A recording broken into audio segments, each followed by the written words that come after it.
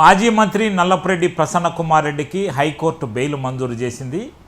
నల్లపురెడ్డి ప్రసన్నకుమార్ రెడ్డిని పరామర్శించేందుకు వైసీపీ అధినేత వైఎస్ జగన్మోహన్ రెడ్డి తన నివాసానికి వచ్చినప్పుడు తోపులాట్లో ఓ హెడ్ కానిస్టేబుల్ చెయ్యి విరిగిన కేసులో దర్గామిట్ట పోలీసులు ప్రసన్నకుమార్ రెడ్డితో పాటు మరికొందరిపై 307 కేసు నమోదు చేశారు.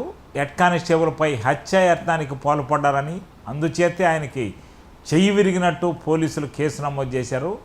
ఈ మేరకు తోపులాట్లో ఈ చెయ్యి విరిగిందని, భారీ జనసందోహం జగన్మోహన్ రెడ్డి చూసేందుకు వచ్చిన నేపథ్యంలోనే ఇలా జరిగిందని హైకోర్టులో ప్రసన్నకుమార్ రెడ్డి తరఫు న్యాయవాదులు వాదనలు వినిపించారు.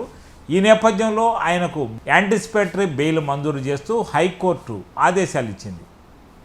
మాజీ మంత్రి నల్లపురెడ్డి ప్రసన్నకుమార్ రెడ్డికి హైకోర్టు బెయిల్ మంజూరు చేసింది.